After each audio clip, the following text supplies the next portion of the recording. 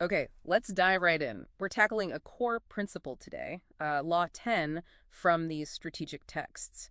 And it's pretty stark. It really is. The idea is that you can essentially, well, catch someone else's misery. Like a disease, not Right. just metaphorically. Exactly. The sources argue emotional states are genuinely infectious, like the flu, and you need to guard against it. So the mission today is, It's about unpacking why associating with, the unhappy or the unlucky can actually invite disaster into your own life. and figuring out who these people are, these Mm. infectors.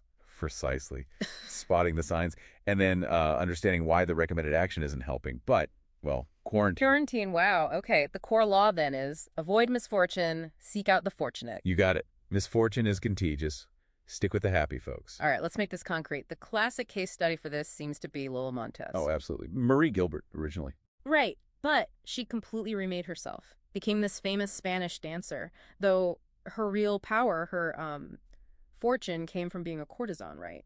In Paris and Munich, mainly. Yes, in the 1840s. And the trail she left.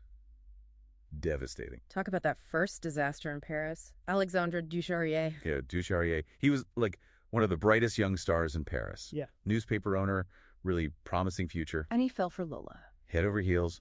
And almost immediately, his life just tanks. Friends leave, business fails. And didn't he end up in a duel? He did. Got drunk at a party, insulted someone, and boom, shot dead. This incredibly promising guy just gone, wiped out by association. That's chilling. And the pattern just continues, like Yeah. with King Ludwig of Bavaria. Oh, the royal ruin. That's even more dramatic. After Paris, Lola heads to Munich. How did she even get an audience with the king? Wasn't there some story about a horse? Yeah. Supposedly thrown from her horse near him, maybe staged, who knows. Then, in the waiting room, she apparently tears her dress open. Seriously, Okay. to show him. Her chest, yeah. Bold move. And Ludwig, who was known for being, like, super frugal. A miser. Yeah. Yeah. He just gets completely captivated. Bewitched is the word used. Starts writing her poems, showering her with money, gifts. So the personal infection spreads. Massively. It becomes political. Lola starts meddling, pushing people around, getting involved in state affairs. People hate it. Leads to riots. Big time. Students chanting, "Get rid of Lola," in the streets. The pressure builds and builds. And Ludwig has to abdicate in 1848. Forced out. Hmm. She didn't just ruin one man's life. She literally helped topple a throne. It's incredible, the ripple effect. And it didn't stop there, did it? Weren't there others? George Heald? Pat Hull? Yep, same story. Healed, a British officer, marries her, loses his position, dies poor after a boating accident.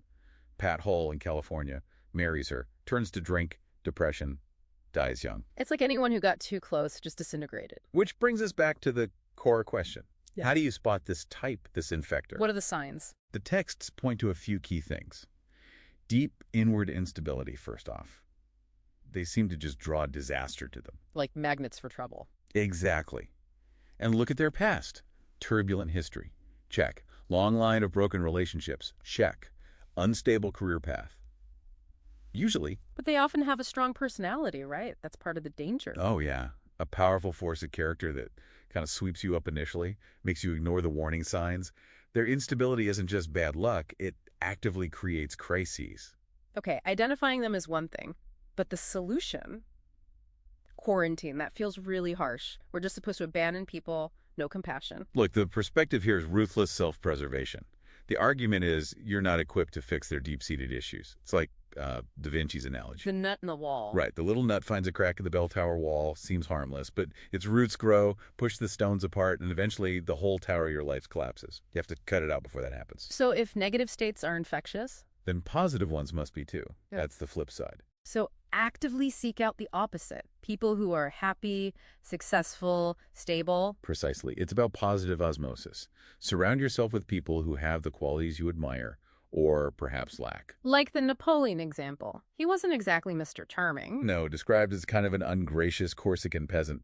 But he was smart. He kept Talleyrand close. Talleyrand being the smooth, witty aristocrat. The epitome of charm and culture. And Napoleon deliberately did it, hoping to, quote, soak up the culture he lacked. And did it work? Did it smooth his edges? The argument is yes. It gave him some needed polish, helped him navigate the social complexities of European courts. Okay, so the actionable advice for, us regular people. It's straightforward. If you tend to be isolated, make an effort, really force yourself to connect with outgoing, positive people. And if you have certain flaws, Don't hang out with people who share those same flaws. That just reinforces the problem. Find people who embody the opposite, who lift you up. Think about your own life, that colleague whose drama infects the whole office, or the friend who always turns a celebration into their personal crisis. recognize the pattern and step away. Steer clear. This law doesn't really offer a middle ground. There's no benefit seen in letting misery infect you. So judgment is key here, but not judging their reasons. Exactly. Don't get lost in their explanations or sob stories. Judge them purely on the effects they produce, on the world, on the people around them, and crucially, on you. Is your life better or worse for knowing them? That's the measure. A stark principle. And the final thought to leave people with. Don't dive in others' misery.